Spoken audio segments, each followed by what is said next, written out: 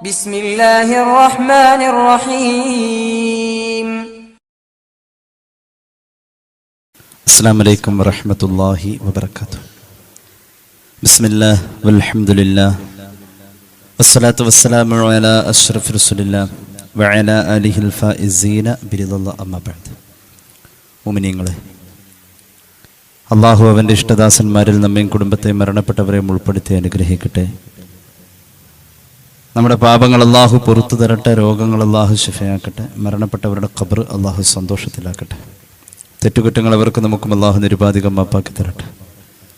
നമ്മുടെയും കുടുംബത്തിൻ്റെയും സൃഷ്ട ആയുസ് അള്ളാഹു പൊരുത്തപ്പെട്ട വഴിയിലായി ഇസ്സത്തോടെ സന്തോഷത്തോടെ ദീർഘായുസോടെ കഴിഞ്ഞ് ഈമാൻ സലാമത്തായി മരിക്കാനുള്ള മഹാഭാഗ്യം അള്ളാഹു നമുക്കെല്ലാവർക്കും നൽകട്ടെ.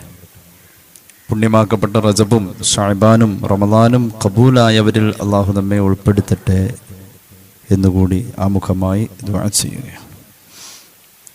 പരിശുദ്ധ റമദാൻ നമുക്ക് ഫലപ്പെടാൻ, നോമ്പ് നമുക്ക് പ്രയോജനപ്പെടാൻ നമ്മൾ ശ്രദ്ധിക്കേണ്ട കാര്യങ്ങൾ അള്ളാഹുവിൻ്റെ ഹബീബ് സല്ലല്ലാഹു അലൈഹി വസല്ലമ തങ്ങൾ നമ്മെ പഠിപ്പിച്ചിട്ടുണ്ട്.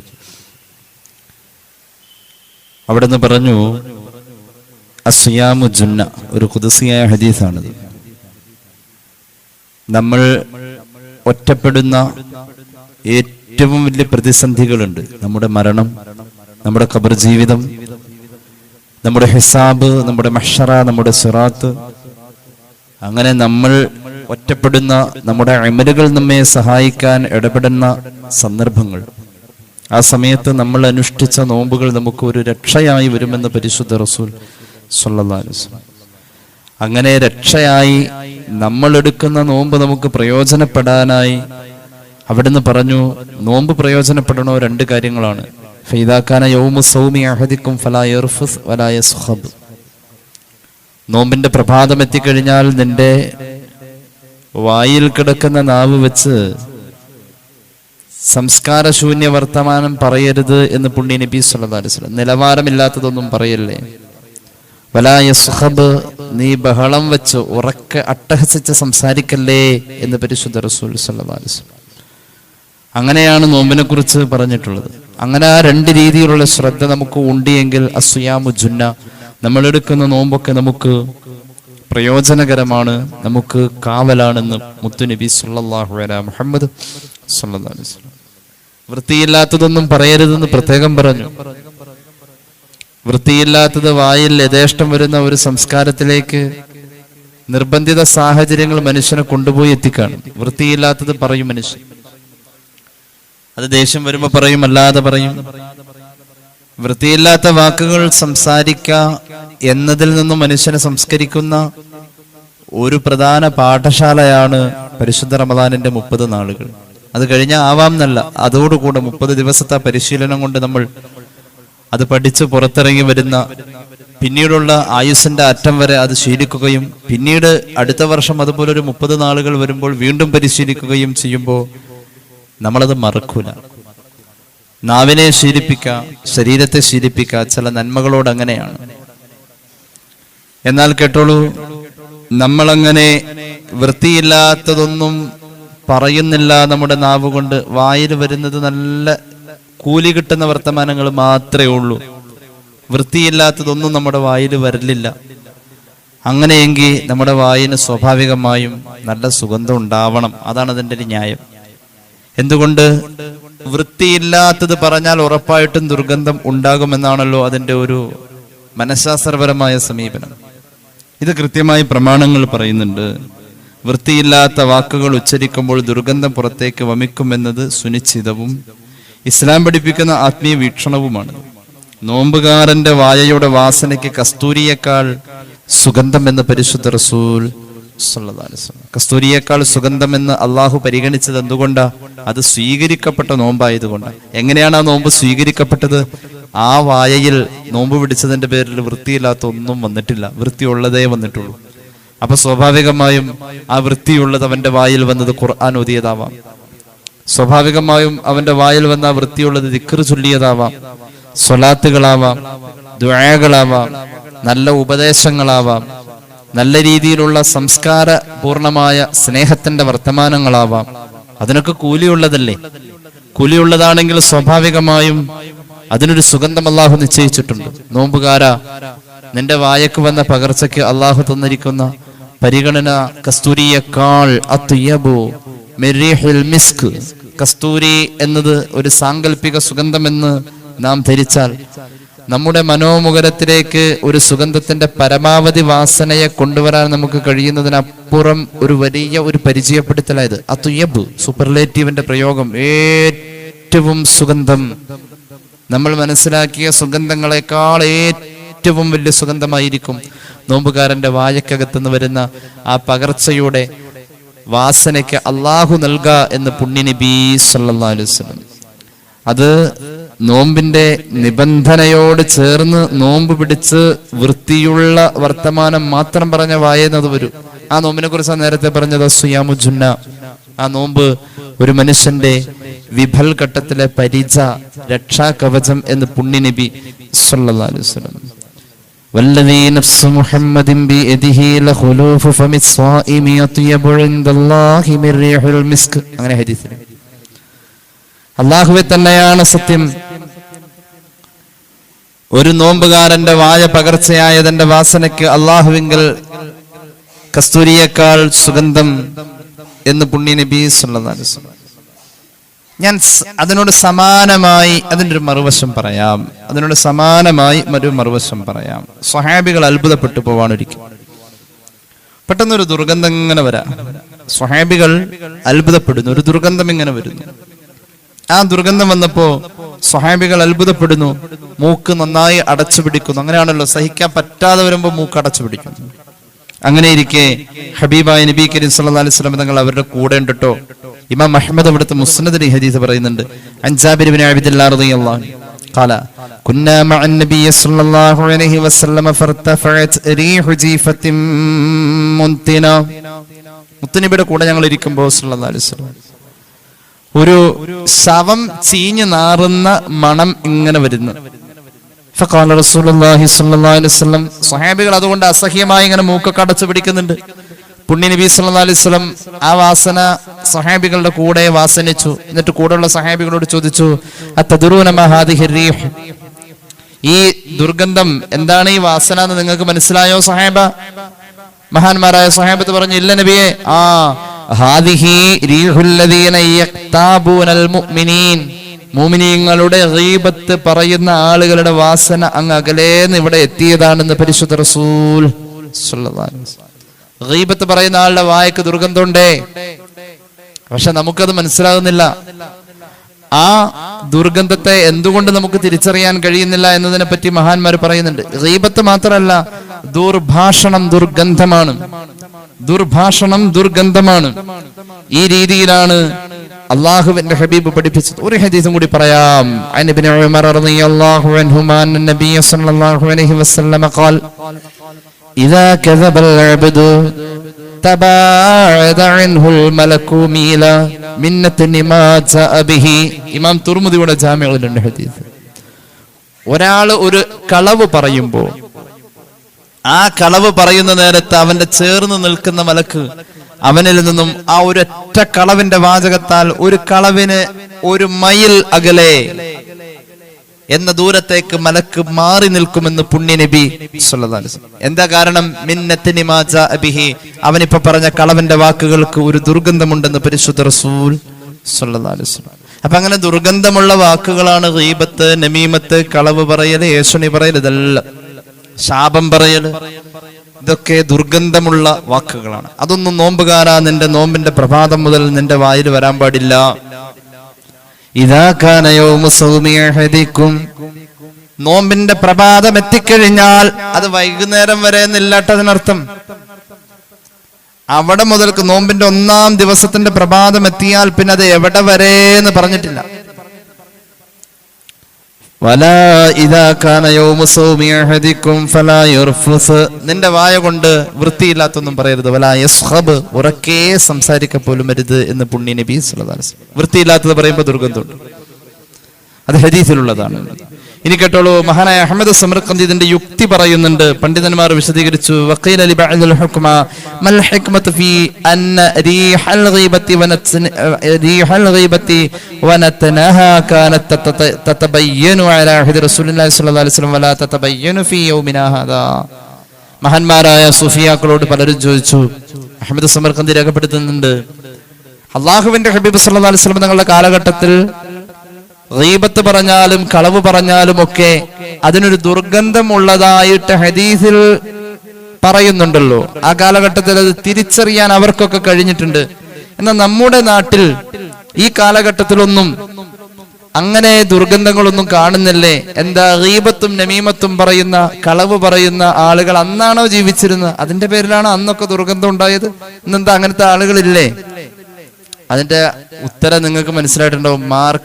മീൻ മാർക്കറ്റിലേക്ക് മോളെ കെട്ടിച്ച വാപ്പാനോട് മോള് പറഞ്ഞ പോലെ, എന്താ എന്റെ പൊന്നുമോളെ നീ എങ്ങനെയാ ഇവിടെ കിടക്കുന്നത് എന്ന് ചോദിച്ചപ്പോ മോള് പറഞ്ഞു, വാപ്പാ എന്നെ കല്യാണം കഴിച്ചു കൊണ്ടുവരുന്ന ആദ്യ സമയങ്ങളിലൊക്കെ ഇതൊന്നും അല്ലായിരുന്നു മണം, ഇതിൽ കൂടുതൽ മണം ഉണ്ടായിരുന്നു.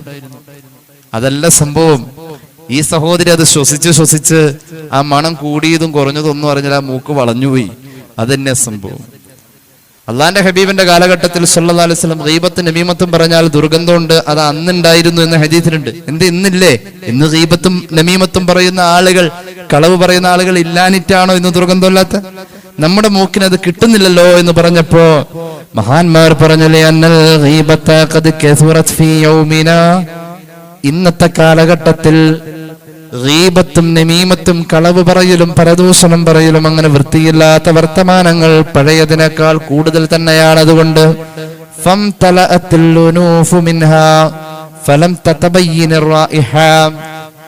നമ്മുടെ മൂക്ക് അത് മണത്തി മണത്തി മണത്തി അതിലേക്ക് ചേർന്ന് പോയി. അതല്ലാത്ത ഒന്നും ഈ മൂക്കിലേക്ക് ഇപ്പൊ എത്തുന്നില്ല എന്നത് വന്നപ്പോ മൂക്ക് പഠിച്ചു വെച്ചു. വാസന എന്ന് പറഞ്ഞ ഇതേ ഉള്ളൂ. അങ്ങനെ നമ്മുടെ മൂക്കിന് ശീലായി പോയി. അതാണ് ഏതുപോലെ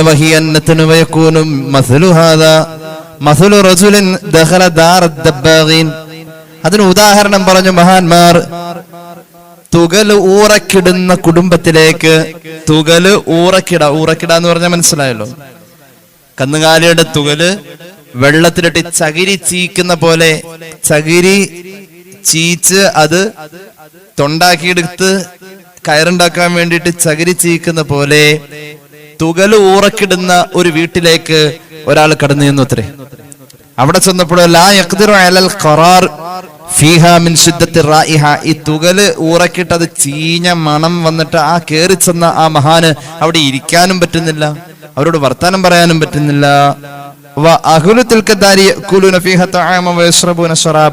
ആ വീട്ടുകാരാട്ടെ അവിടെ ഭക്ഷണം വെക്കുന്നുണ്ട്, കഴിക്കുന്നുണ്ട്, കുടിക്കുന്നുണ്ട്. അവർക്കൊന്നും ഈ വാസന ഒരു പ്രശ്നമേ അല്ല. അപ്പോ വലാ തതബയ്യനു ലഹും റായിഹതു ലിഅന്നഹു ഖദ് ഇംതലഅത് ഉനൂഫുഹും മിൻഹാ കദാലിക അംറുൽ ഗീബതി ഫീ യൗമിനാ ഹാദാ. ആ വീട്ടുകാർക്ക് അതൊരു പ്രശ്നമല്ല, അവർക്കത് ശീലായി. എന്ന പോലെ നമ്മുടെ മൂക്കിനും നമ്മുടെ ശ്വസന പ്രക്രിയക്കും നമ്മുടെ വാസന അറിയാനുള്ളതായ കഴിവിനും ഒക്കെ ശീലമായി പോയി. ഇതിങ്ങനെ മണത്തി മണത്തിപ്പ് ഇതല്ലാത്തൊരു മണം. മൂട്ടയുള്ള കട്ടിലെ കിടന്നുറങ്ങിയ ആൾക്ക് പിന്നെ അതല്ലാത്തൊരു കട്ടിലെ ചെന്നപ്പോ ഇടക്ക് പിച്ചി കൊടുക്കേണ്ടവെന്ന പോലെ, ഇടക്കൊന്ന് നുള്ളി കൊടുക്കേണ്ടവെന്ന പോലെ നമ്മുടെ മൂക്കിനിപ്പോ അത് മാത്രമേ ഉള്ളൂ. അങ്ങനത്തെ ഒരു കാലഘട്ടത്തിലായി പോയത് കൊണ്ടാണ്. വൃത്തിയില്ലാത്ത വർത്തമാനം നമ്മുടെ നാവിൽ വരരുതെന്ന് നിർബന്ധിക്കുന്ന ഒരു സാഹചര്യത്തെ നമ്മൾ പറയുന്ന പേരാണ് പരിശുദ്ധ റമളാൻ. പരിശുദ്ധ റമളാൻ. വൃത്തിയില്ലാത്തത് പറയല്ലേ. കേട്ടോളൂ, ഒരു ഹദീസ് കേട്ടോളൂ. എവിടെ വരെ അതിന് അളവ് വെച്ചിട്ടുണ്ടെന്നറിയുമോ? ഇമാം അബൂ ദാവൂദ് അവിടുത്തെ സുനനിൽ ഒരു ഹദീസ് പറയുന്നുണ്ട്.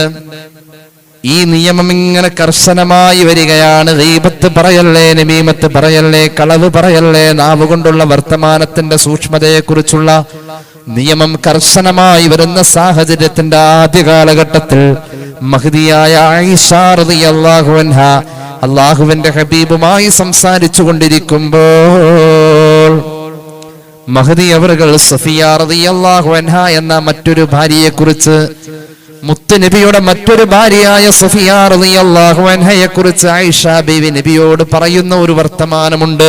ഈ നിയമം ഇങ്ങനെ കർശനമായി വരുന്നതിന്റെ ആദ്യ സന്ദർഭങ്ങളാണിത്. ഇമാം അബൂദാവൂദിന്റെ സുനനിൽ ഒരു ഹദീസ് ഉണ്ട്. എന്തോ പറഞ്ഞു വന്നപ്പോ, സഫിയ ബീവിനെ പറ്റി പറയേണ്ട ഒരു അവസ്ഥ വന്നപ്പോ ആയിഷ റളിയല്ലാഹു അൻഹ പറഞ്ഞു, നബിയോട് പറഞ്ഞു, ഹസ്ബുക മിൻ സഫിയ കദാ വകദാ തഅനി ഖസീറാ. സഫിയയുടെ കെട്ടിയോനല്ലേ എന്ന് പറഞ്ഞ പോലെ അങ്ങേക്ക് സഫിയയുടെ കാര്യത്തിൽ അങ്ങനെ തന്നെ വേണം. എന്താ കാര്യം? തഅനി ഖസീറത്തൻ, സഫിയാക്ക് പൊക്കമില്ല. അങ്ങനെ തന്നെയാണ്. ആയിഷ ബീവിയുടെ ഒരു കുസൃതി വർത്താനാണിത്. എന്ത്? അതാരാ? അതെന്റെ അളിയൻ, നിനക്ക് അങ്ങനെ തന്നെ വേണോടാ എന്ന് പറയൂല എന്ന് പറഞ്ഞ പോലെ മുത്തുനബിയോട് ഒന്നും പറയാൻ കിട്ടിയില്ല. സഫിയയുടെ പുതിയാപ്പിളല്ലേ ആ പൊക്കം കുറഞ്ഞ സഫിയ, ആ പൊക്കം കുറഞ്ഞ കുള്ളത്തി, അങ്ങനെ തന്നെ വേണം. അങ്ങനെ ഒരു വർത്തമാനം ഈ കുസൃതി കുസുമം ഈ കുടുക്ക പറഞ്ഞു പോയി. കൊച്ചുമോളാണല്ലോ. ഈ നിയമങ്ങളൊക്കെ ശക്തമായി വരുന്നതിന്റെ ആദ്യ സന്ദർഭം കേട്ടോട്ടോ. ഒന്നുകൂടി ഹദീസ് പറയാം. ഹസ്ബുക മിൻ സഫിയത കദാ വകദാ ഖാല ഗൈറു മുസദ്ദദിൻ തഅനി ഖസീറാ. സഫിയ റളിയല്ലാഹു അൻഹയ്ക്ക് പൊക്കം കുറവാ. നബിയെ, അങ്ങയുടെ ഭാര്യ സഫിയല്ലേ, പൊക്കം കുറഞ്ഞവളല്ലേ, അങ്ങേക്ക് അങ്ങനെ തന്നെ വേണം എന്ന് പറഞ്ഞ പോലെ ഹസ്ബുക, അത് മതി, അങ്ങേക്ക് അങ്ങനെ തന്നെ ഇരിക്കട്ടെ. കേട്ട ചിരിച്ചു. പക്ഷെ അള്ളാഹുവിന്റെ ഹബീബ് അവിടെ വെച്ചുകൊണ്ട് പഠിപ്പിച്ചു. ചെറിയ മോളാണ് ആയിഷ റളിയല്ലാഹു അൻഹ. فقال لقد قلت كلمة لو مزجت بماء البحر لما زجته نبينا رسول الله. പൊന്നുമോളെ, ആയിഷ ബീവിയെ കല്യാണം കഴിച്ച് വീട്ടിലേക്ക് കൊണ്ടുവരുമ്പോൾ കളിപ്പാട്ടങ്ങൾ ഉണ്ടെന്ന അത്ര ചെറിയ മോളാണ് സയ്യിദത്തുനാ വ ഉമ്മുനാ ആയിഷ. പ്രധാന അഭിപ്രായം, അല്ലാഹുവിന്റെ ഹബീബ് വഫാത്താകുമ്പോൾ ആയിഷ ബീവിയുടെ വയസ്സ് 18 ആയിഷ റളിയല്ലാഹു അൻഹ എന്ന കുസൃതി കുടുക്കയോട് പറഞ്ഞു, പൊന്നുമോളെ, നീ ഇപ്പൊ പറഞ്ഞ വർത്തമാനമുണ്ടല്ലോ, ലോ മുസിജത് ബിമാഇൽ ബഹരി, വിശാലമായ കടൽ വെള്ളത്തിൽ നീ പറഞ്ഞ വർത്തമാനത്തെ കൊണ്ടുവന്നൊന്ന് മുക്കിപ്പിടിച്ചാൽ, ലമസജതുഹു, നീ പറഞ്ഞ വർത്തമാനത്തിന്റെ ദുർഗന്ധം കൊണ്ട് കടൽ വെള്ളം വെടക്കായി പോകും മോളെ നബിയുനാ റസൂലുള്ളാഹി. സഫിയയുടെ ഗീബത്ത് പറഞ്ഞ പോലെ അല്ലാഹുവേ, നോമ്പുകാരനോട് അല്ലാഹുവിന്റെ ഹബീബ് പറഞ്ഞു, സൂക്ഷിക്കണേ, നോമ്പുകാരാ, നിന്റെ വായ കൊണ്ട് വൃത്തിയില്ലാത്തതൊന്നും പറയല്ലേ, നിന്റെ നോമ്പ് പൊളിഞ്ഞു പോകും. എല്ലാ പ്രഭാതത്തിലും നമ്മുടെ സർവ അവയവങ്ങളും ഒരു പ്രത്യേകമായ രൂപത്തിൽ കോലത്തിൽ പഞ്ചപുച്ഛ മടക്കിയിട്ട് നമ്മുടെ നാവിന്റെ മുമ്പിൽ വന്നിങ്ങനെ നിൽക്കുന്നുണ്ട്. നബി സഈദിൽ ഖുദ്രി ഖാല റസൂലുള്ളാഹി.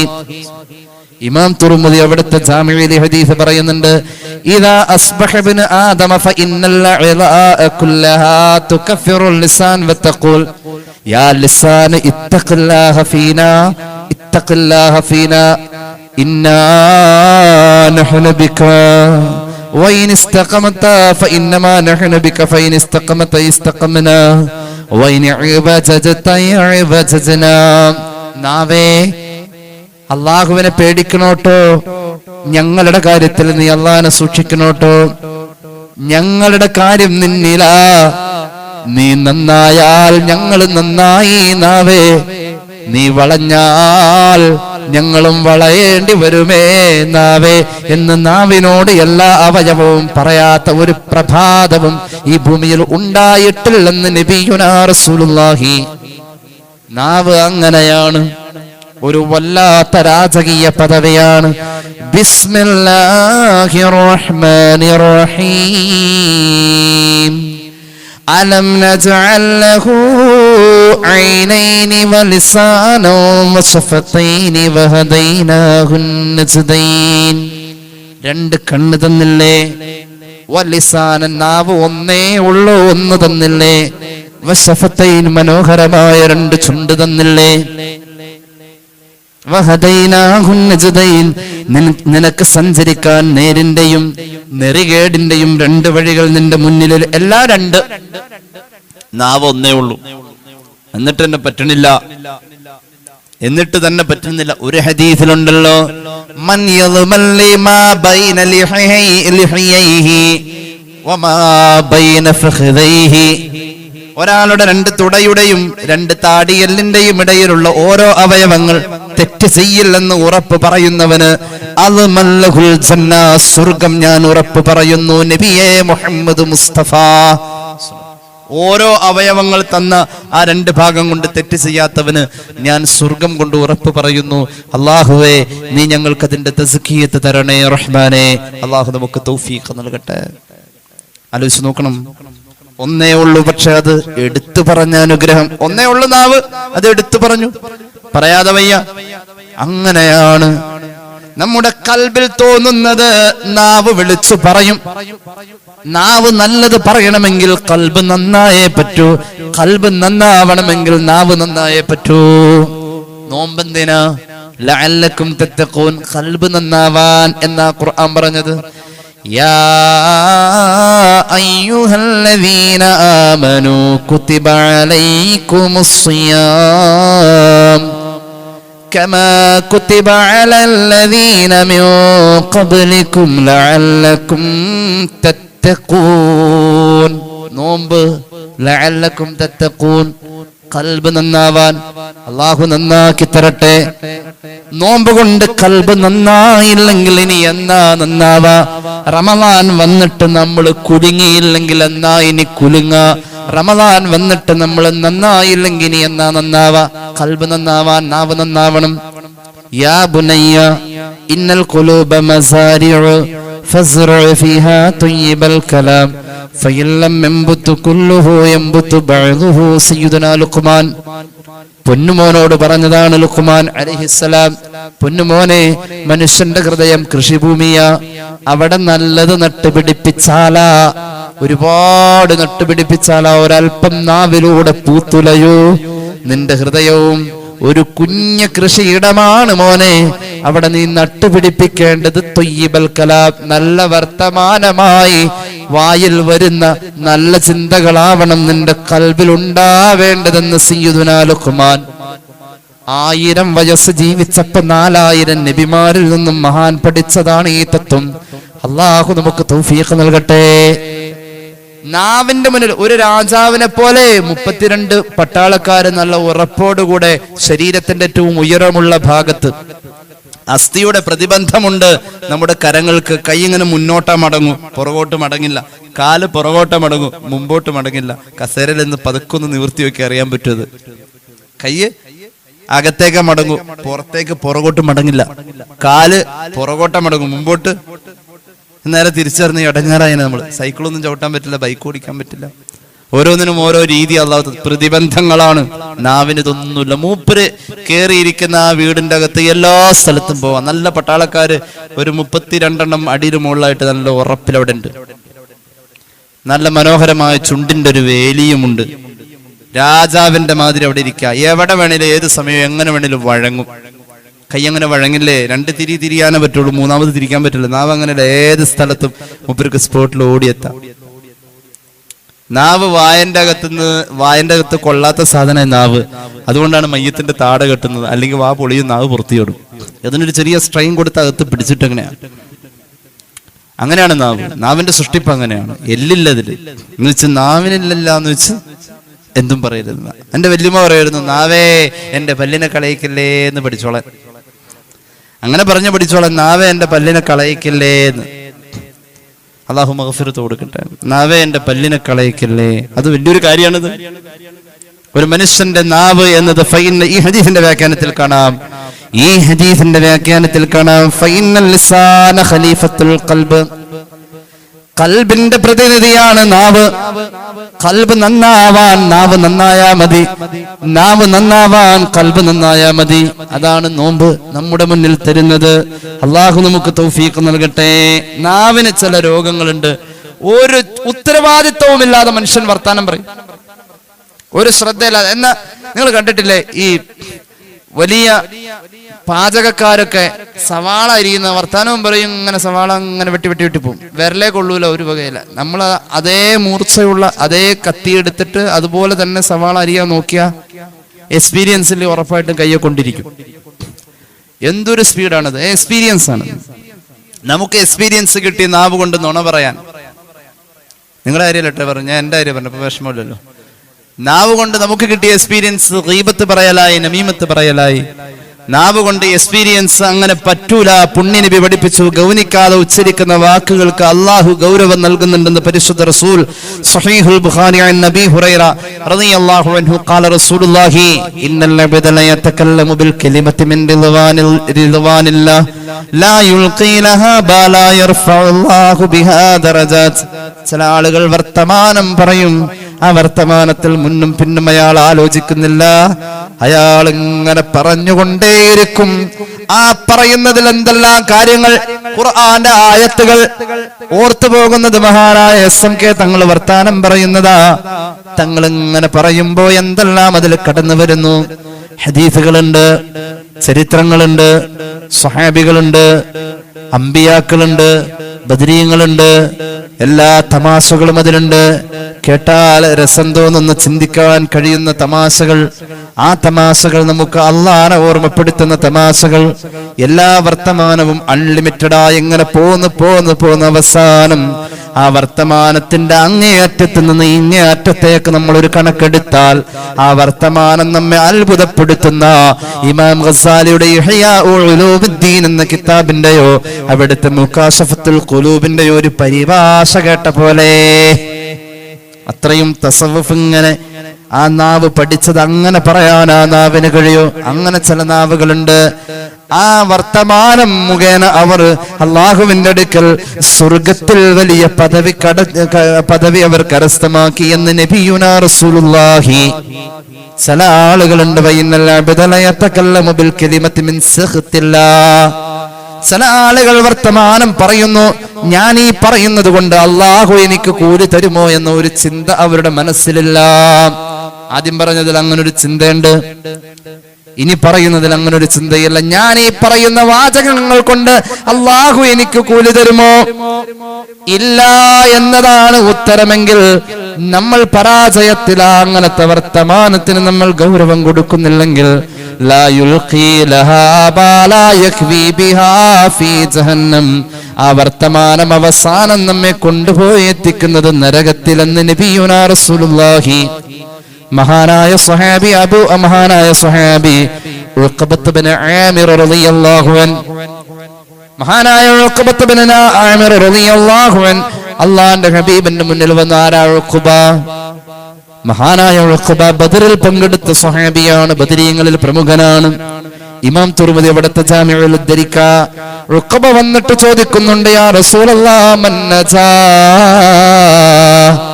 നബിയെ വിജയമെന്ന് പറഞ്ഞാൽ എന്താ?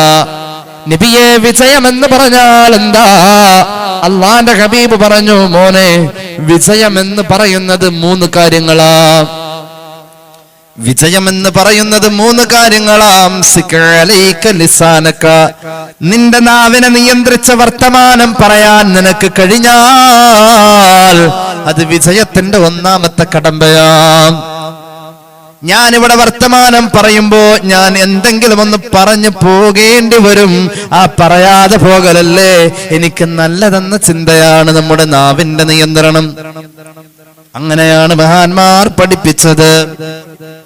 ഒരു മനുഷ്യൻ ഇന്നദം തഅലസ്സുകൂതി മറതൻ വലഖദ് നദം തഅലൽ കലാമി മിറാറാ. നമ്മളവിടെ വർത്തമാനം പറയാത്തതിന്റെ പേരിൽ ഒരു ദുഃഖം നമുക്ക് വരാനുണ്ട് എങ്കിൽ പഠിച്ചു വെച്ചു, അതിന്റെ ഒരു മറുവശമുണ്ട്. നീ അവിടെ വർത്തമാനം പറഞ്ഞിരുന്നുവെങ്കിൽ അവിടെ 100 ദുഃഖം നിന്നെ തേടി വരുമായിരുന്നു. അതുകൊണ്ട് പറയാതെ പോയതിന്റെ പേരിലുള്ള ഒരു ദുഃഖത്തിൽ നീ ദുഃഖിക്കേണ്ടതേയില്ല.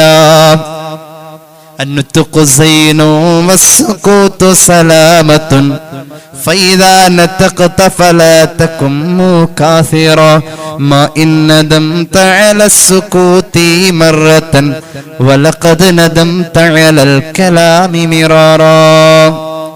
സംസാരം എന്ന് പറഞ്ഞാൽ വർത്തമാനം പറയാൻ കഴിയാ എന്നതൊരു അനുഗ്രഹമാണ്, ഒരു അലങ്കാരമാ. അലങ്കാരം എന്ന് പറഞ്ഞാൽ നിർബന്ധമല്ല. കയ്യിൽ വാച്ച് കെട്ടിയത് സമയം നോക്കാനാണെങ്കിലും ഒരു ചെറിയ അലങ്കാര. വേണ്ടെന്ന് വെച്ചാലും എനിക്ക് യാത്ര ചെയ്യാം, എനിക്ക് സമയം അറിയാൻ വേറെ വഴികളുണ്ട്. അലങ്കാരം അനിവാര്യമല്ല, വേണേണ്ടായത്. മനുഷ്യന്റെ നാവ് അലങ്കാര, ഏത് സമയവും നഷ്ടപ്പെടാം. നാവ് അള്ളാഹു നഷ്ടപ്പെടുത്തിയ ഒരു ജീവിയുണ്ട്, മത്സ്യം. മത്സ്യത്തിന് നാവില്ല. അയല വാങ്ങുമ്പോ പിച്ചാത്തി പതുക്കെ വായലേക്ക് അടുത്ത് ഒന്ന് കിളി പിടിച്ചു നോക്കി. ഖുർആൻ ക്ലാസ്സിൽ പറഞ്ഞത് ശരിയാണോ? മത്സ്യത്തിന് നാവുണ്ടോ എന്ന് നോക്കാം. ഉണ്ടെങ്കിലും വർക്ക് ചെയ്യില്ലത്. മത്സ്യത്തിന് നാവില്ല. ഭൂമിയിലേക്ക് ആദം നബി വരുന്നതിന് മുമ്പ് അള്ളാഹു ഭൂമിയിലേക്ക് ഇറക്കിയ 2 സാധനങ്ങളാണ്, ഒന്ന് പാമ്പ്, ഒന്ന് ഇബ്ലീസ്. ആദം നബി വരുന്നതിന് മുമ്പ് സ്വർഗത്തിൽ നിന്ന് ഈ 2 പാർട്ടീനെയും അള്ളാഹു, സ്വർഗത്തിലായിരുന്നു പാമ്പും ഇബ്ലീസും, 4 പേരെ പുറത്താക്കിയത്. 2 പേരെ ആദരിച്ചിറക്കി, 2 പേരെ അനാദരിച്ചിറക്കി. ആദരിച്ചിറക്കിയത് ഹവ്വ റളിയല്ലാഹു അൻഹയെയും ആദം നബി അലൈഹിസ്സലാമിനെ, അനാദരിച്ചിറക്കിയത് പാമ്പിനെയും ഇബ്ലീസിനെയാണ്. അബുൽ ഫിദാ ഇസ്മാഈൽ ഇബ്നു കസീർ അദ്ദേഹത്തിന്റെ തഫ്സീറിൽ ഈ സംഭവം പറയുന്നു. ഭൂമിയിലേക്ക് വന്ന ഇബ്ലീസ് ആദം നബിയോടുള്ള അസൂയ അവിടെ ഉണ്ടായിരുന്നു, അതുകൊണ്ടാണ് സുജൂദ് ചെയ്യാതിരുന്നത്. ഭൂമിയിലേക്ക് വന്ന ഇബ്ലീസ് ആ അസൂയ കൊണ്ട്, അതിനൊരു മരുന്നില്ലാത്ത രോഗം, അത് മാറൂല. മരുന്ന് കൊടുത്ത് മാറ്റാൻ പറ്റിയ രോഗമല്ല അസൂയ. അള്ളാഹു കാക്കട്ടെ. അസൂയ ഉള്ളതിനോട് കൂടെ ചെയ്യുന്ന അമല് മുകളിലേക്ക് ഉയരൂല. 5-ാം ആകാശത്തിൽ വെച്ച് അത് ചെക്കിങ് നടത്തിയ അപ്പുറത്തേക്ക് 7-ാം ആകാശത്തേക്ക് വിടുമ്പോ 5-ാം ആകാശത്തെ ചെക്ക് പോസ്റ്റ് അസൂയ ഉണ്ടോ എന്ന് പരിശോധിക്കില്ല. 5-ാം ആകാശത്തിലെ മലക്ക് ഇത് അസൂയ ഉണ്ടെന്ന് പറഞ്ഞ് സീൽ വെച്ചാൽ താഴേക്ക് ഇട്ടു, മുകളിലേക്ക് പോവില്ല. അള്ളാഹു കാക്കട്ടെ. അസൂയക്കാരന്റെ അമൽ അള്ളാഹുക്ക് വേണ്ടെന്ന് പുണ്യ നബി സല്ലല്ലാഹു അലൈഹി വസല്ലം. ഇബ്ലീസിന് അസൂയായിരുന്നു. അയാൾ ഇവിടെ വന്നിട്ട് എല്ലാ ജീവജാലങ്ങളോടും പറഞ്ഞു, ഇവിടെ ആദം എന്ന് പറയുന്ന ഒരു ദുഷ്ടൻ വരാനുണ്ട്, അള്ളാഹുവേ മഹാനവറുകളെ പറ്റി പറഞ്ഞു. അങ്ങനെ കടൽ തീരത്ത് തത്തിക്കളിക്കുന്ന ഒരു മത്സ്യത്തെ കണ്ടപ്പോ പറഞ്ഞു, ആദം ഒരു വേട്ടക്കാരനാ, ഇവിടെ വലവീശി പിടിക്കാൻ, നിങ്ങളെ വലവീശി പിടിക്കാൻ കെണിവലയുമായി ആദം വരുന്നുണ്ട്, ഈ വിവരം എല്ലാവരോടും പറഞ്ഞേക്കാൻ പറഞ്ഞു. മഹാനായ ആദം അലൈഹി സ്വലാത്തു വസ്സലാമിന്റെ കുറ്റം പറഞ്ഞു കൊടുത്തു.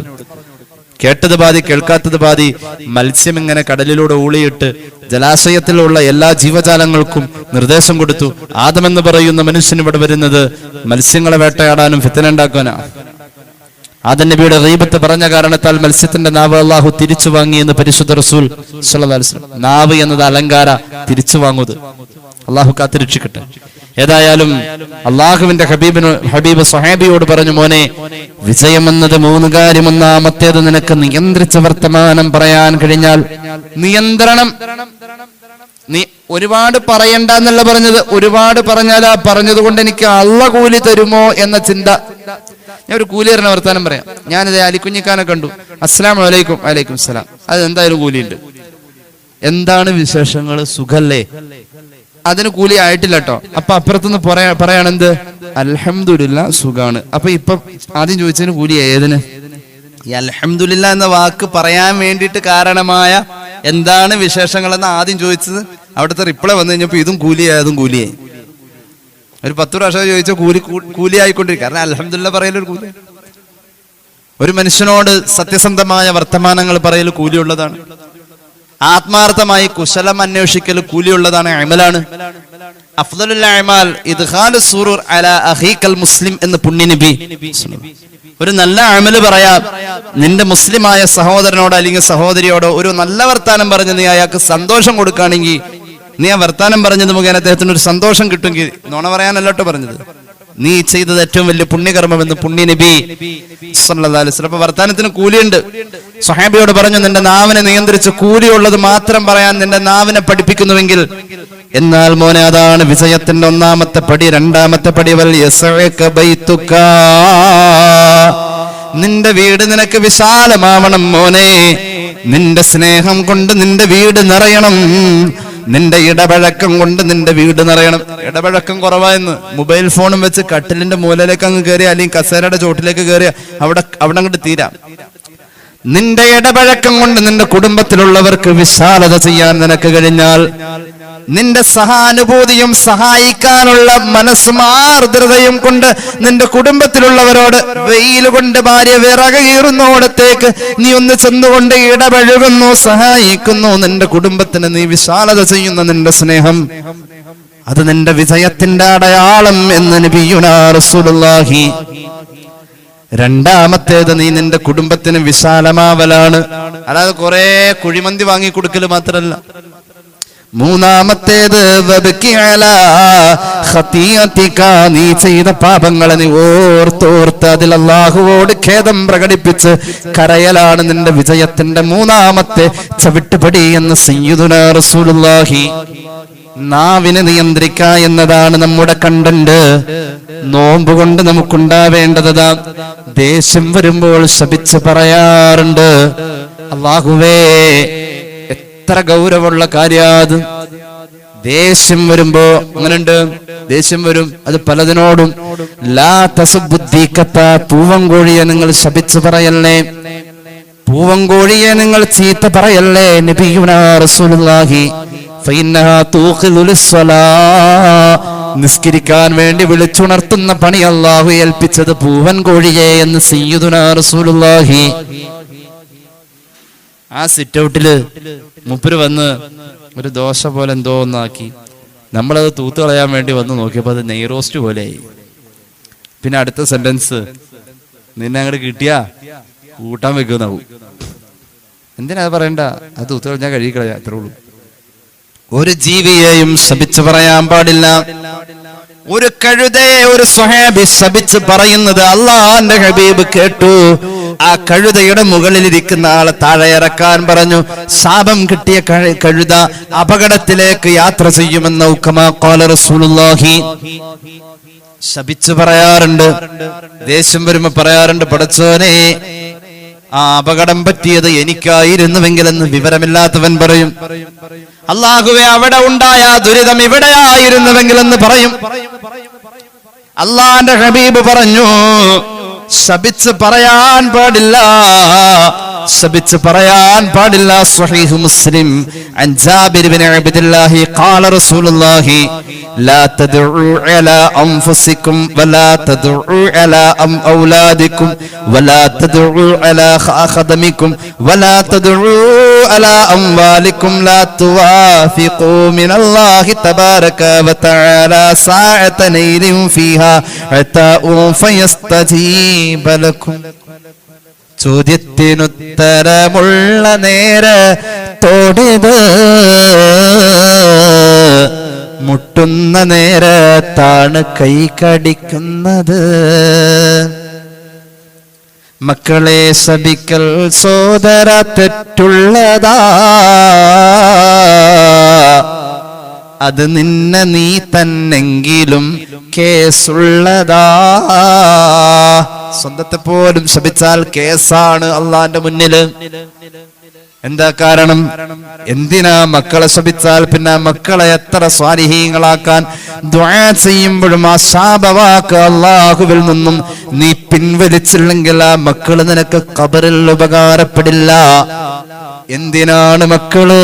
റമളാൻ ഒരാളെ സംസ്കരിക്കായി വർത്താനം നമ്മുടെ നാവിനെ പറ്റിയതല്ല. പരിശുദ്ധ റമളാൻ നമ്മെ സംസ്കരിക്കാം. സ്വന്തം തനിച്ച് മണ്ണറയ്ക്ക് ഉള്ളിലേ കിടക്കുന്ന നേരം തീർച്ചയാണ് നിന്നിലേ വാത്സല്യ മക്കൾ കൺതടം ഒലിക്കുന്നതായി വന്നവിടെ നിന്നും കൊണ്ട് കൈ ഉയർത്തുന്നതായി അവർക്കുള്ള പ്രാർത്ഥന കൊണ്ട് ഫലം നിനക്കുണ്ട്. അതുകൊണ്ട് ഖബർ വിശാലമാവലുമുണ്ട്. മക്കളുടെ ദുആ അല്ലാഹു നമുക്ക് കബൂലാക്കി തരട്ടെ. അതിനുള്ള ഭാഗ്യം. ഒരാൾക്ക് ഒരു അബദ്ധം പറ്റി, നമ്മുടെ മക്കളെ ദേഷ്യം വന്നപ്പോ ശപിച്ചു പോയിട്ടുണ്ട് എങ്കിൽ ലാ യറുദ്ദുൽ ഖളാഅ ഇല്ല ദുആ, എടുത്തു പറയണം അല്ലാഹുവോട്, ഞാൻ ഇങ്ങനെ പറഞ്ഞ ശപിച്ചത്, അല്ലാഹുവേ അത് നീ മാറ്റണേ, അത് നീ പിൻവലിക്കണേ എന്ന്. സഹോദര, പ്രിയപ്പെട്ട മാതാവും പിതാവും അങ്ങനെ ശപിച്ചത് തിരുത്തി ദുആ എന്നാൽ അല്ലാഹു അത് ഏറ്റെടുക്കുമെന്ന് നബിയുനാ റസൂലുള്ളാഹി. പിഴച്ചെന്ന് കണ്ടാൽ കൈ ഉയർത്തി നീ തേടണം. അതുമാത്രമല്ല ശരിക്ക് ഭരമേൽപ്പിക്കണം. നമ്മൾ ദ്വാരം തിരുത്താൻ പറ്റുന്ന അങ്ങനെയാണ്. നാവിന് പറ്റിയ പിഴവ്. ഒരാളെങ്ങനെ ശപിച്ചാൽ ആ ശപിച്ചത് ഉടനെ അവിടെ ഫലിക്കല്ലോ. അത് മനസ്സിലാക്കണം. ഒരാൾ ഒന്നിനെ ശപിച്ചാൽ, ഒരു വ്യക്തിയാവാം അല്ലെങ്കിൽ ഏതൊരു സാധനത്തെ ആവാം, ആ ശാപവാക്ക് ഇങ്ങനെ ചൊല്ലും. ആ ശാപവാക്ക് ഇവിടെ നിന്ന് ഇങ്ങനെ ഉയർന്നിട്ട് നേരെ ആകാശത്തിലേക്ക് പോകും. അവിടെ ചെല്ലുമ്പോൾ മലക്ക് ആകാശത്തിന്റെ കവാടം അങ്ങ് പൂട്ടും, പിന്നെ അങ്ങോട്ട് കയറാൻ പറ്റില്ല. അപ്പൊ ഭൂമിയിലേക്ക് വീണ്ടും ഇറങ്ങുമ്പോ ഭൂമിയിലെ കവാടം പൂട്ടാൻ അള്ളാഹു മലക്കിനോട് പറയും. ഭൂമിയിലെ കവാടം പൂട്ടും. അപ്പൊ പിന്നെ ഈ ശാപവാക്ക് പിന്നെയാണ് ആരെയാണോ ശപിച്ചത് അവിടേക്ക് പോവാം. അവിടെ ചെല്ലുമ്പോ ആ ശാപത്തിന് യോഗ്യത ഉണ്ടെങ്കിൽ അത് അവിടെ ഫലിക്കും. യോഗ്യത ഇല്ലെങ്കിൽ നേരെ തിരിച്ചത് ആരാണോ ശപിച്ചത് അവിടേക്ക് മടങ്ങി വരുമെന്ന് സയ്യിദുനാ റസൂലുള്ളാഹി إن العبد إذا لعن شيئا عن أبي الدرداء رضي الله عنه قال النبي صلى الله عليه وسلم إن العبد إذا لعن شيئا صعدت اللعنة إلى السماء فتغلق أبواب السماء دونها ثم تهبط إلى الأرض فتغلق أبوابها دونها ثم تأخذ يمينا وشمالا فإن لم تجد مساغا رجعت إلى الذي لعن فإن كان لذلك أخرا وإلا رجعت إلى قائلها. പറഞ്ഞാൽ കിട്ടും. അതാണ് ശാപം. മൂമിനാവൂല, ശപിക്കണ സ്വഭാവമുണ്ട്, മൂമിനാവൂല. മൂമിനായ മനുഷ്യൻ ആരാണെന്നറിയുമോ? ലൈസൽ മുഅ്മിനു ബിത്തഖ്വാനിൻ വലാ ബിൽഅഖ്വാനിൻ വലാ ബിൽഫാഹിഷിൽ ബദീ. ഒരു മൂമിനിന്റെ നാവിൽ 3 വർത്താനം വരൂല. ഒന്നാമത്തേത് ശാപവാക്കാണ്, രണ്ടാമത്തേത് കുത്തുവാക്കാണ്. മൂമിനിന്റെ നാവിൽ കുത്തുവാക്ക് വരൂല. എന്ത് അങ്ങനെ പറഞ്ഞ ഒന്ന് പുകയട്ടെ എന്ന് ഓർത്തിട്ടാ? അങ്ങനെ ഉണ്ടല്ലോ, ഒരു പുകച്ചിട്ടിട്ട് പറ. മൂമിനിന്റെ വായിൽ പുകയ്ക്കുന്ന വർത്തമാനം, കുത്തുവാക്ക് വരൂല. വലാ ബിൽഫാഹിഷിൽ ബദീ. നിലവാരമില്ലാത്ത വൃത്തികെട്ട സെക്സ്വൽ ടച്ചുള്ള ഒരു വാക്കുകളും വരില്ല. സെക്സുമായി ടച്ച് ചെയ്യുന്ന വർത്താനത്തിൽ ഇന്ന് കോമഡി ഉള്ളൂന്നാ. അതൊന്നും മൂമിനിന്റെ വായിൽ വരൂല എന്ന് പരിശുദ്ധ റസൂൽ ഇമാം അഹ്മദിന്റെ മുസ്നദിൽ ഹദീസ് കാണാം. രോഗം വന്നാൽ ശപിക്കും. സ്വഹാബി വനിതക്ക് പനി വന്നപ്പോൾ കാണാൻ ചെന്നു മുഹമ്മദ് റസൂൽ സല്ലല്ലാഹു അലൈഹി വസല്ലം, സ്വഹീഹ് മുസ്ലിം. എന്നിട്ട് പറഞ്ഞു ഉമ്മു സായിബ് റളിയല്ലാഹു അൻഹയോടാണ് നബി തങ്ങൾ പറഞ്ഞു, യാ ഉമ്മു സായിബ്, എന്താ പറ്റിയത് മോളെ? വിറച്ചോണ്ടിരിക്കുക, അങ്ങനെ പനി വന്നിട്ട് വിറച്ചോണ്ടിരിക്കുക. അപ്പൊ പറഞ്ഞു, നബിയെ പനിയാണ് നബിയെ, ലാ ബാറക്കല്ലാഹു ഫീഹാ, അല്ലാഹു ബർക്കത്ത് കിട്ടെ. പനിയിൽ അല്ലാഹു നിനക്ക് ബർക്കത്ത് കിട്ടെ, പനി വന്നതിന്റെ പേരിൽ ബർക്കത്ത് കിട്ടട്ടെ മോളെ. ലാ തസുബ്ബിൽ ഹുമ്മ, പനി വന്നതിന്റെ പേരില് പനിയെ ചീത്ത പറയല്ലേ. എന്നാൽ ഒരാൾ പറഞ്ഞു കേട്ടു, 10 ദിവസം ചുമച്ചു ഉസ്താദെ, ഈ ചുമ അങ്ങോട്ട് മാറിയിരുന്നെങ്കിൽ ഡാഷ് ചുമ എന്നെ കൊണ്ടാ പോളൂ. മനസ്സിലായില്ല? ഞാൻ പറയണില്ല. ഈ 2 ആഴ്ച മുമ്പ് ഞാൻ ചെവി പൊത്തി പിടിച്ചു, എന്റെ പൊന്നിക്ക് അങ്ങനെ പറയില്ലേ എന്ന് പറഞ്ഞു. ഉസ്താദ് ഈ ചുമ അങ്ങനത്തെ ചുമയാണ് ഉസ്താദ്? ഏത് ചുമ? ആ ഡാഷ് ചുമ എന്നെ കൊണ്ടാ പോവുള്ളൂ എന്നാ തോന്നുന്നു. അള്ളാഹു കാക്കട്ടെ. ആ സമയത്തൊരു മലക്കുകൾ ആമീൻ പറയുന്ന ഒരു നേരമുണ്ടേ. ആ ചുമയെ കൊണ്ട് മൂപ്പര് പോണ്ടവരും ചിലപ്പോ ആ ചുമ കൊണ്ടു. അങ്ങനെ ഉണ്ട്, മലക്കുകൾ ആമീൻ പറയും. നമ്മളങ്ങനെ ചില സമയത്ത് ചില വർത്താനം പറയാറുണ്ട്. അത് പറയരുത്. അങ്ങനെ ചിലർ പറയാറുണ്ട്, ഇത് എന്റെ അവസാനത്തെ വിരുന്നായിരിക്കും, ഇനി അടുത്തോളം ഞാൻ ഉണ്ടാവില്ല, അങ്ങനെയൊക്കെ പറയലുണ്ട്. അതൊന്നും പറയരുത്. അതൊക്കെ ഉള്ളിലുണ്ടായാൽ മതി. വായിൽ പറയരുത്. വായിൽ പറഞ്ഞ നോക്കി നിൽക്കുക ചില മലക്ക് ആമീൻ പറയാൻ വേണ്ടിട്ട്. അതിന്റെ പേരിൽ നമ്മൾ മരിച്ചുപോലാന്നൊന്നുമില്ല, പറയാതിരുന്ന മരിച്ചുവൊക്കെ ചെയ്യും. ചില അത്ഭുതപ്പെടുത്തുന്ന ഫേസ്ബുക്ക് മെസ്സേജ് ഉണ്ടാവും, അവൻ മരിക്കുന്നതിന് മുമ്പ് വന്ന 2 ദിവസം മുമ്പ് വന്ന വാട്സാപ്പ് വോയിസ് അല്ലേ, അങ്ങനൊന്നും പറയരുത്. അങ്ങനെ മരിക്കണയിലേക്ക് ചേർത്തിയിട്ടും അപകടം വരുന്നതിലേക്ക് ചേർത്തിട്ടൊന്നും പറയരുത്. അങ്ങനെ 2 മരുമക്കൾ കൂടിയിട്ട് ഒരു ഉമ്മാനങ്ങനെ അമ്മായിമനങ്ങനെ അടങ്ങേറാക്കിയപ്പോ അവമ്മ അവസാനം ഗത്യന്തരമില്ലാണ്ട് പറഞ്ഞു, എന്ത്, അള്ളാഹുവേ ഈ 2 എണ്ണത്തിന്റെ ഇടയിലിട്ട് എന്നെ ഇങ്ങനെ അടങ്ങേറാക്കണ്ടേ, അവരെ 2 ആളെ നിൽക്കാണ്ട് വിളിച്ചുകൂടെയെന്ന് ചോദിച്ചു. എന്ന് പറഞ്ഞ പോലെ, അല്ലാതെ എന്നെ വിളിക്കലല്ല, ഞാൻ തന്നെ അവനെ അടങ്ങേറാവും വേണം, ഞാൻ നേരത്തെ പോകാൻ വേണം, ഇത് 2ഉം കൂടി നടക്കൂല. അങ്ങനെയുണ്ട്. വായിൽ വരുന്നതിന് യാതൊരു വിധ ലക്കാനുമില്ലാതെ വരുന്നത്. മോളെ പനിയെ നീ ശപിക്കല്ല. പനി വന്നതിന്റെ പേരിൽ മനുഷ്യന്റെ പാപം പൊറുക്കുമെന്ന് പരിശുദ്ധ റസൂൽ. ആദം സന്തതിയുടെ പാപം പൊറുക്കും. ഏതുപോലെ തുരുമ്പിച്ച ആയുധം കൊല്ലന്റെ ഉലയിലെ തീയിലിട്ട് കായുമ്പോ ആ ആയുധത്തിന്റെ തുരുമ്പ് പോകുന്ന പോലെ പനിയുടെ ചൂടുകൊണ്ട് നിന്റെ പാപം പോകുമെന്ന് സ്വഹീഹ് മുസ്ലിം ഖാല റസൂലുള്ളാഹി സ്വല്ലല്ലാഹു അലൈഹി വസല്ലം. കോപം വരുമ്പോൾ കോപം തിളച്ച് മറിയുമ്പോ പറയാൻ പാടില്ല. അതുപോലെ കളവ് പറയാ. ഒരു നല്ല കാര്യത്തിനല്ല, ഒരു നുണയൊക്കാവാന്നാ പറഞ്ഞ. അങ്ങനെയൊന്നുമില്ല കേട്ടോ. നമുക്ക് ലക്ഷ്യവും നല്ലതാണ്, മാർഗവും നല്ലതാവണമെന്ന. നല്ല കാര്യത്തിന് വേണ്ടിയാണ് നുണ പറയണ്ട. അള്ളാന്റെ ഹബീബ് സല്ലല്ലാഹു അലൈഹി വസല്ലം തങ്ങളുടെ 2 പദവി നമ്മുടെ മുന്നിൽ പറയുന്നുണ്ട്. അള്ളാന്റെ മുന്നിലുള്ള 2 പദവി. ഒരു പദവിയുടെ പേര് സിദ്ദീഖ് എന്ന പദവിയാണ്. ആ പദവി ഇബ്രാഹിം നബിയുടെ പദവിയാണ്. ആ പദവി മറിയം ബീവിയുടെ പദവിയാണ്. ആ പദവി മഹാനായ ഇദ്രീസ് നബിയുടെ പദവിയാ. വദ്കുർ ഫിൽ കിതാബി ഇദ്രീസ് ഇന്നഹു കാന സിദ്ദീഖൻ നബിയ വറഫഅനാഹു മകാനൻ അലിയ. വദ്കുർ ഫിൽ കിതാബി ഇബ്രാഹീമ ഇന്നഹു കാന സിദ്ദീഖൻ നബിയ.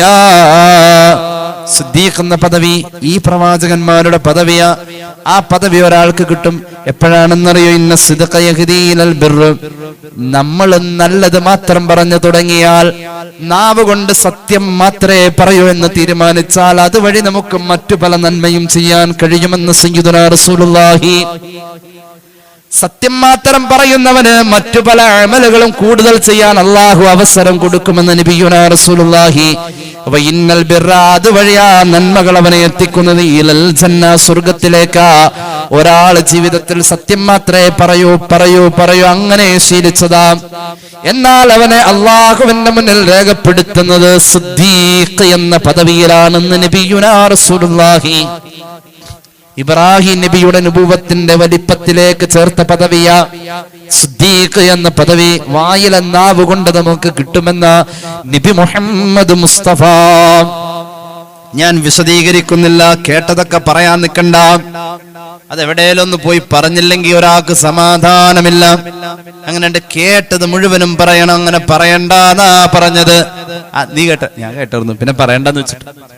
ഈ അടുത്ത ദിവസം ഒരാൾ എന്നോട് പിണങ്ങി. എന്തുകൊണ്ട് അത് കേട്ടത് ഞാൻ എന്തേ പറയാതിരുന്നതെന്ന് ചോദിച്ച് ഞാൻ പറഞ്ഞു, കേട്ടത് പറയാതിരിക്കല അതിന്റെ ഭംഗി. ഹദീസ് പറഞ്ഞിട്ട് മനസ്സിലാവണില്ല, പിന്നെ ഞാൻ അതും പറയാൻ നിന്നില്ല. പിന്നെയും കൂടുതൽ പറയണമല്ലോ. അങ്ങനെയാണ്, മനുഷ്യർക്ക് അറിയില്ല. കേട്ടതൊക്കെ വന്ന് പറയണത് അങ്ങനെയൊന്നുമില്ല. അതെന്താ ഫൈസി കേട്ടിട്ടത് എന്നോട് പറയാം. പറഞ്ഞുകൊണ്ട് ഗുണമല്ല, വെറുതെ അദ്ദേഹത്തിന്റെ കുറെ നെഗറ്റീവ് എനർജി കൂട്ടാന്നല്ലാതെ. കേട്ടതൊന്നും പറയണ്ടാന്നാ പറഞ്ഞത്. കഫാബിൽ മർഇ കദിബ. എന്റെ കേട്ടതൊക്കെ പറയാൻ നിന്നാൽ കളവ് വന്നു ചേരുമെന്ന് സയ്യിദുനാ റസൂലുള്ളാഹി. കഫാബിൽ മർഇ കദിബ, ഒരു മനുഷ്യൻ കളവ് പറയാൻ ഇത് മതി. എങ്ങനെ? അൻ യുഹദ്ദിസ ബികുല്ലി മാ സമിഅ. കേട്ടതൊക്കെ പറയാൻ നിന്നാ മതി. അവൻ പറയുന്നതിൽ കളവ് പതുക്കെ വന്നു ചേരുമെന്ന് നബി മുഹമ്മദ് മുസ്തഫ. സ്വഹീഹ് മുസ്ലിം ഈ ഹദീസ് രേഖപ്പെടുത്തുന്നുണ്ട്. ഒരു രസം പറയാ, നമ്മുടെയൊക്കെ വീട്ടിൽ ചിലപ്പോഴൊക്കെ ഉണ്ടാവാറുണ്ട്, വല്ലപ്പോഴൊക്കെ. ഇപ്പൊ ഇല്ല, പണ്ടൊക്കെ ഉണ്ടായിട്ടുണ്ട്. എങ്ങനെയാ? ചോറ് മുഴുവനും തിന്നാണെങ്കിൽ അത് മേടിച്ചു തരാം. ആരോട്? അല്ലേ? മോനവിടെ എന്നടാ, അതെ അത് തരാം, ഇങ്ങോട്ട് വാ. വരുമ്പോ ഇല്ല, നീ അതെടുത്തു വാങ്ങിക്കൊണ്ടു വാ, അല്ലേ? അങ്ങനെ പറയും. ഓഫർ കൊടുക്കും കുട്ടികൾക്ക്. പച്ച കള്ളായിരിക്കും. കേട്ടോളൂ, ഒരു സംഭവം പറയാം. അബൂ ദാവൂദ് അവിടുത്തെ സുനനിൽ രേഖപ്പെടുത്തുന്നതായി കാണാം. അല്ലാഹുവിന്റെ ഹബീബ് സല്ലല്ലാഹു അലൈഹി വസല്ലമ തങ്ങള് അബ്ദുല്ലാഹ് ഇബ്നു ആമിർ റളിയല്ലാഹു അൻഹുവിന്റെ വീട്ടിലിരിക്കുമ്പോൾ, അബ്ദുല്ലാഹ് ഇബ്നു ആമിർ കുഞ്ഞു മോനാണ് അബ്ദുല്ലാഹ് ഇബ്നു ആമിർ റളിയല്ലാഹു അൻഹു. അപ്പോൾ അബ്ദുല്ലാഹ് ഇബ്നു ആമിറിനെ ഉമ്മ വിളിക്കാണ്, മോനെ ഇങ്ങു വായോ. ഖാഇദു ഫീ ബൈതിനാ, അല്ലാഹുവിന്റെ ഹബീബ് ഞങ്ങളുടെ വീട്ടിലിരിക്കാണ്. ആ നേരത്തെ അബ്ദുല്ലാഹ് ഇബ്നു ആമിർ എന്ന കുഞ്ഞുമോനെ ഉമ്മ വിളിച്ചു. ഹാ തആൽ ഉതീക്. തആൽ എന്താ അർത്ഥം? മോനെ ഇങ്ങോട്ട് വന്നാൽ ഞാൻ നിനക്കൊരു സാധനം തരാം, നീ ഇങ്ങ് വന്നേ. ആ സമയം അല്ലാഹുവിന്റെ ഹബീബ് ആ മകൻ വരുന്നതിന്റെ മുമ്പ് ഉമ്മയോട് ചോദിച്ചോ, അറത്യം തുഴ്ത്തി, മോളെ കൊച്ചിനങ്ങ് വിളിച്ചു വരുത്തിയിട്ട് എന്തോ ഒന്ന് കൊടുക്കണം എന്നല്ലേ നീ ഉദ്ദേശിച്ചത്? അങ്ങനെ എന്തെങ്കിലും കൊടുക്കാൻ ഉദ്ദേശിച്ചുകൊണ്ട് സത്യമായിട്ട് കൊടുക്കാൻ വേണ്ടിയിട്ടാണോ നീ വിളിച്ചത്? അത് നബിയെ കാലത്ത് ഉഴ്ത്തിഹി തമ്ര, ഞാനൊരു കാരക്ക കൊടുക്കാൻ വേണ്ടി വിളിച്ചാണ്. അപ്പൊ നമ്മളെ പോലെ അല്ല, ഞാനൊരു ഈത്തപ്പഴത്തിന്റെ കഷ്ണം കൊടുക്കാൻ വിളിച്ചതാ എന്റെ മോനെ. അല്ലാഹുവിന്റെ ഹബീബ് പറഞ്ഞു, അമാ ഇന്നകി ലൗലം തുഴ്തീഹി ശൈആ കുതിബത അലൈകി കിദ്ബാ. കുട്ടിയാണെങ്കിലും നീ വിളിച്ചു വരുത്തിയിട്ട് കൊടുക്കാതിരുന്നാൽ നിന്റെ പേരിൽ ഒരു കളവ് അല്ലാഹു ചാർത്തുമെന്ന് സയ്യിദുനാ റസൂലുള്ളാഹി. കുട്ടിയെ വിളിച്ചിട്ട് കൊടുക്കാന്ന് പറഞ്ഞ അടുത്ത് വിളിച്ചിട്ട് കൊടുക്കാണ്ടിരുന്നാ നിന്റെ പേരിൽ, ഞാൻ അങ്ങനെ പറഞ്ഞു പോയ കാട് കയറിപ്പോ ഒരുപാട് പറഞ്ഞു, ഞാൻ നിർത്താണ് ഇൻഷാ അല്ലാഹ്. വേറൊരു കാര്യം പറയാനുണ്ട്. കുട്ടിയെ വിളിച്ചിട്ട് കൊടുക്കാതിരുന്നാൽ നിന്റെ പേരിൽ, നീ കൊടുക്കാത്തതിന്റെ പേരിൽ അല്ലാഹു ഒരു കളവ് ചാർത്തും, ഒരു കളവ് എഴുതി വെക്കുമെന്ന് പുണ്യ നബി സല്ലല്ലാഹു അലൈഹി വസല്ലം. ഒരു സംഭവം പറയാം. മഹാനായ ഇമാം ബുഖാരിയുടെ ചരിത്രത്തിലോ മറ്റോ ഒക്കെ ഉദ്ധരിക്കപ്പെടുന്നുണ്ട്. ഒരു നാട്ടിൽ ഒരു ഹദീസ് അറിയാവുന്ന ഒരു മഹാൻ ഇരിപ്പുണ്ട് എന്ന് അറിഞ്ഞാൽ, ജീവിച്ചിരിപ്പുണ്ടെന്ന് അറിഞ്ഞാൽ ഹദീസ് പണ്ഡിതന്മാർ അങ്ങോട്ട് യാത്ര ചെയ്യും. എന്നിട്ട് അദ്ദേഹത്തിന്റെ വ്യക്തിത്വ നിലവാരങ്ങൾ, പാണ്ഡിത്യം എല്ലാം കൊടഞ്ഞിട്ട് അന്വേഷിച്ചിട്ടാണ് അദ്ദേഹം അതിന് യോഗ്യനാണെങ്കിൽ മാത്രം അദ്ദേഹത്തിൽ നിന്നും ആ ഹദീസ് സ്വീകരിക്കും. അങ്ങനെയുള്ള ഹദീസുകളെ സ്വഹീഹായ ഹദീസ് എന്ന് പറയാം. അങ്ങനെ ഇരിക്കെ ഒരു മഹാനായ സൂഫി ഒരു നാട്ടിൽ ജീവിച്ചിരിപ്പുണ്ട്. അദ്ദേഹത്തിന് ഒരു ഹദീസ് അറിയാമെന്ന് മഹാനായ ഇമാം ബുഖാരിയെ പോലെയുള്ള ഒരു ഹദീസ് പണ്ഡിതന് ബുദ്ധിയായി. അങ്ങനെ അത് അന്വേഷിച്ച് അവിടെ ചെന്നു. അവിടെ ചെന്നപ്പോ അദ്ദേഹം ഒരുപാട് മൃഗങ്ങളെ സ്നേഹിക്കുന്ന ഒരു നല്ല മനുഷ്യൻ, മഹാപണ്ഡിതൻ. അദ്ദേഹത്തിന് ഒരു ഹദീസ് അറിയാം. ആ ഹദീസ് ഒന്ന് പഠിക്കാനും അത് എഴുതിയെടുക്കാനും വേണ്ടി ചെന്നപ്പോ ഈ മൃഗത്തെ താലോലിക്കുന്നതിന്റെ ഇടയിൽ ഒരു ഒട്ടകത്തിന്റെ കുട്ടി അങ്ങോട്ട് തിരിഞ്ഞു പോവാ. അപ്പൊ കുറെ വിളിച്ചു, വരുന്നില്ല. അപ്പൊ ഒട്ടകത്തിന്റെ കുട്ടി തിരിഞ്ഞു നിൽക്കുന്ന സമയത്ത് ഒരു പുല്ലിന്റെ കഷ്ണം ഇങ്ങനെ കാണിച്ചിട്ട് ഇങ്ങനെ വിളിച്ചപ്പോ ആ ഒട്ടകത്തിന്റെ കുട്ടി അടുത്തേക്ക് വന്നപ്പോ ആ പുല്ല് കഷ്ണം അങ്ങോട്ട് കളഞ്ഞിട്ട് ഒട്ടകത്തിന്റെ കുട്ടിയെ ചേർത്ത് അദ്ദേഹം ഇങ്ങനെ പിടിച്ചു. അത് കണ്ടോടുകൂടി ഹദീസ് ചോദിക്കാമെന്ന മഹാപണ്ഡിതൻ തിരിച്ചുപോയി. എന്താ സംഭവം? ആ പുല്ല് കൊടുത്തില്ല. ഇങ്ങനെയാണെങ്കിൽ നമ്മുടെ തോളയിലിരിക്കണം മലക്കിന് നല്ല പണി നമ്മൾ കൊടുത്തിട്ടുണ്ട് പലപ്പോഴും. പല ഓഫറുകളും നമ്മൾ മക്കളോടാണെങ്കിലും അതാരോടാണെങ്കിലും ഒക്കെ പറഞ്ഞിട്ട്, അല്ലേ? നിങ്ങളുടെ കാര്യമില്ല പറഞ്ഞ് പലപ്പോഴും സാധാരണക്കാരുടെ ജീവിതം അങ്ങനെയാ. അള്ളാഹു കാത്തു രക്ഷിക്കട്ടെ. ചുരുക്കത്തിൽ റമദാനിന്റെ നോമ്പ് ഈ രീതിയിലെല്ലായിടത്തും നമ്മെ സംസ്കരിക്കാൻ ഇടപെട്ടുകൊണ്ടിരിക്കുന്നു എന്നൊരു ബോധം നമ്മെ നന്നാക്കാൻ കാരണമാവട്ടെ. അള്ളാഹു തൗഫീഖ് നൽകട്ടെ. അള്ളാഹു നമ്മൾ പറഞ്ഞത് സ്വീകരിക്കട്ടെ.